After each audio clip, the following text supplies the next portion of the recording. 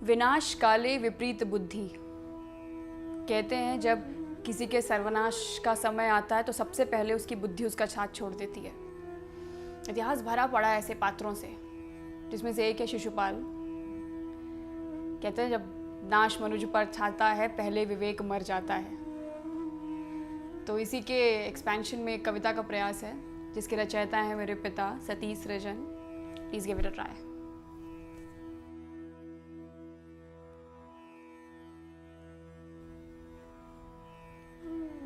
करके अधीन सारे राजा, करके अधीन सारे राजा नृप चक्रवर्ती बन जाता था। आयोजित करता महायज्ञ जो राजसूय कहलाता था। थी बड़ी युधिष्ठिर की इच्छा, थी बड़ी युधिष्ठिर की इच्छा राजसूय यज्ञ करवाने की। मंशा प्रचंड थी राजा की सम्राट अजय कहलाने की। राजा तब ऋषि मुनियों द्वारा आयोजन भव्य कराया था। नाते रिश्ते सारे राजा सबको न्योता भिजवाया था। बन जाए कितना बड़ नरेश बिन माधव कोई वजूद नहीं। सारे विधान फलहीन सदा यदि मधुसूदन मौजूद नहीं।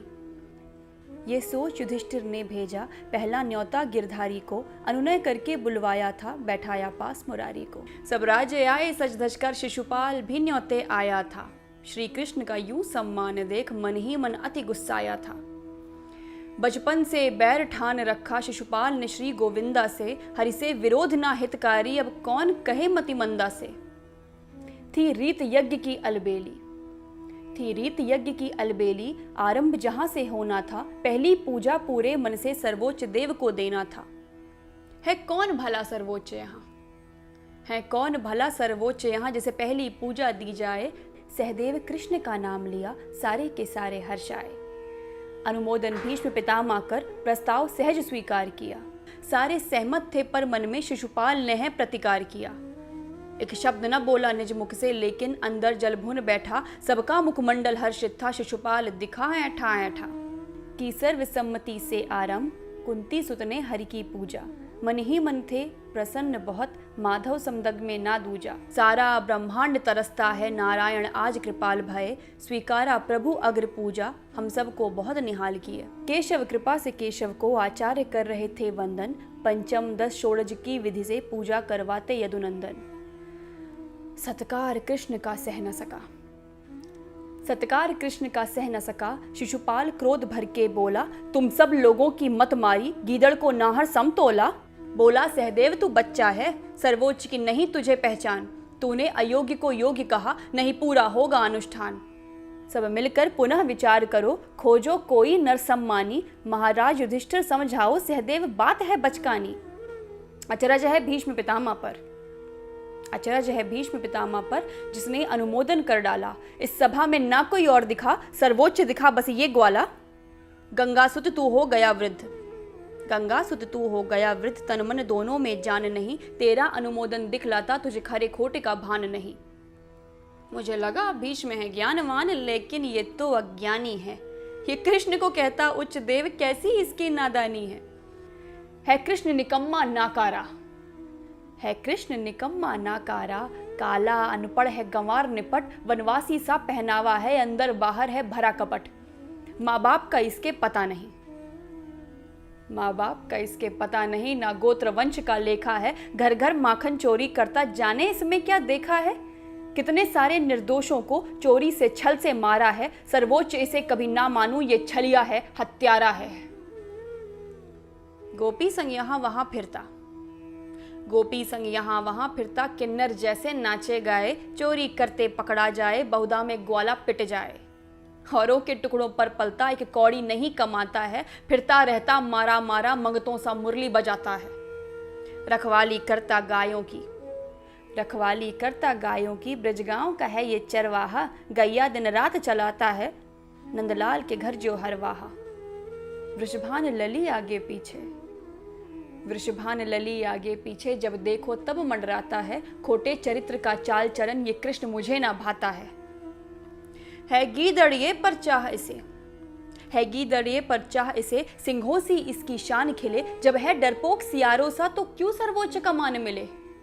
सामंत है ना ये राजा है ना अमात्य ना राजा है। कोई देव पित्र गंधर्व नहीं, ना सैनिक है ना योद्धा है, इसका कोई संदर्भ नहीं।